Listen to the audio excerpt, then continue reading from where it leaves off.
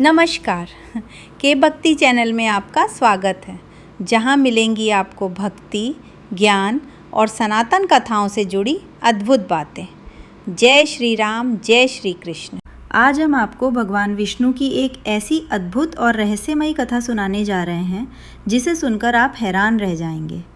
क्या आपने कभी सोचा है कि भगवान विष्णु के सबसे प्रिय और सबसे निकट रहने वाले द्वारपाल जय और विजय आखिर राक्षस कैसे बन गए? क्या एक छोटी सी गलती किसी को स्वर्ग से पृथ्वी पर गिरा सकती है? क्या भगवान के सबसे करीबी भी श्राप के शिकार हो सकते हैं? और सबसे बड़ा सवाल, क्या यह सिर्फ एक श्राप था या भगवान की कोई गुप्त योजना? आज की इस कथा में हम जानेंगे जय विजय का जन्म, उनका श्राप, उनके 3 जन और भगवान के दिव्य अवतारों का रहस्य। तो वीडियो को अंत तक ज़रूर देखिए, क्योंकि अंत में एक ऐसा रहस्य सामने आएगा जो इस पूरी कहानी का अर्थ बदल देगा। ब्रह्मांड में एक ऐसा दिव्य लोक है जहाँ दुख, भय और मृत्यु का कोई स्थान नहीं। उस लोक का नाम है वैकुंठ धाम। चारों ओर दिव्य प्रकाश फैला हुआ था। स्वर्ण महलों से चमकता वैकुंठ, सुगंधित पुष्पों से भरे उद्यान, मधुर संगीत, और वहाँ विराजमान थे भगवान विष्णु। भगवान विष्णु शेष नाग पर विराजमान रहते थे और माता लक्ष्मी उनकी सेवा करती थी। वैकुंठ के प्रवेश द्वार पर 2 महान और शक्तिशाली द्वारपाल खड़े रहते थे, जय और विजय। वे सिर्फ द्वारपाल नहीं थे, वे भगवान विष्णु के परम भक्त थे। उनका काम था वैकुंठ की रक्षा करना। एक दिन ब्रह्मा जी के मानस पुत्र सनक, सनंदन, सनातन और सनत कुमार भगवान विष्णु के दर्शन के लिए वैकुंठ पहुँचे। ये चारों महान ऋषि थे। उन्होंने बालक जैसा रूप धारण किया हुआ था, लेकिन उनका ज्ञान असीम था। जब वे वैकुंठ के द्वार पर पहुँचे तो जय और विजय ने उन्हें देखा। उन्होंने सोचा, ये छोटे बालक यहाँ कैसे आ सकते हैं, और उन्होंने उन्हें रोक दिया। जय बोले, रुको, बिना अनुमति कोई अंदर नहीं जा सकता। सनक ऋषि ने शांत स्वर में कहा, हम भगवान विष्णु के दर्शन करने आए हैं। लेकिन जय विजय अपने निर्णय पर अड़े रहे। चारों ऋषियों को यह व्यवहार बहुत अपमानजनक लगा। उन्होंने कहा, तुम्हारे अंदर अहंकार आ गया है, तुम भगवान के निकट रहकर भी अभिमान से भर गए हो। फिर उन्होंने क्रोधित होकर श्राप दिया, तुम दोनों वैकुंठ से गिर जाओगे और राक्षस योनि में जन्म लोगे। श्राप सुनते ही जय विजय के पैरों तले ज़मीन खिसक गई। उन्हें तुरंत अपनी गलती का एहसास हुआ। वे ऋषियों के चरणों में गिर पड़े, लेकिन श्राप दिया जा चुका था। तभी स्वयं भगवान विष्णु वहाँ प्रकट हुए। उन्हें देखकर सभी ऋषि हाथ जोड़कर खड़े हो गए। भगवान मुस्कुराए और बोले, जो हुआ वह मेरी इच्छा से हुआ है।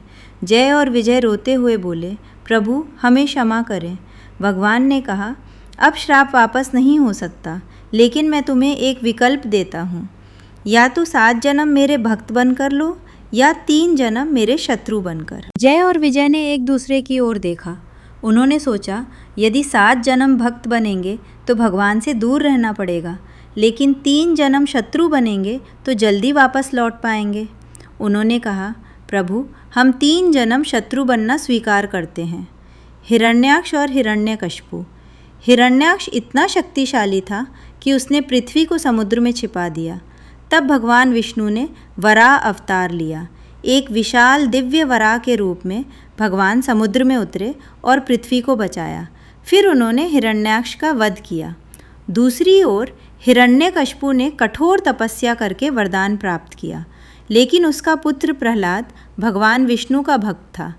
क्रोधित होकर उसने प्रहलाद को मारने की कई कोशिशें की। तब भगवान नरसिंह अवतार में प्रकट हुए और हिरण्यकश्यपु का अंत किया। दूसरे जन्म में जय और विजय बने रावण और कुंभकर्ण। रावण अत्यंत ज्ञानी और शक्तिशाली था, लेकिन उसके अंदर अहंकार था। फिर भगवान विष्णु ने श्री राम का अवतार लिया। लंका में भयंकर युद्ध हुआ। अंत में श्री राम ने रावण और कुंभकर्ण का वध किया। तीसरे जन्म में वे बने शिशुपाल और दंतवक्र। शिशुपाल हमेशा भगवान कृष्ण का अपमान करता था। भगवान कृष्ण ने उसे कई अवसर दिए, लेकिन सीमा पार होने पर भगवान ने सुदर्शन चक्र से उसका अंत कर दिया। दंतवक्र का भी भगवान कृष्ण ने वध किया। तीनों जन्म पूरे होने के बाद जय और विजय वापस वैकुंठ लौट गए। सोचिए दोस्तों, जो भगवान के सबसे निकट थे वही उनके सबसे बड़े शत्रु बने। लेकिन अंत में फिर भगवान के पास लौट आए। इस कहानी से हमें सीख मिलती है कि कभी कभी जो हमें श्राप लगता है वही जीवन में वरदान बन जाता है। भगवान की लीला को समझना आसान नहीं। अगर आपको यह कथा पसंद आई हो तो वीडियो को लाइक करें, चैनल को सब्सक्राइब करें और कमेंट में लिखें जय श्री विष्णु। लाइक करें और सब्सक्राइब करें। बेल आइकन दबाना न भूलें।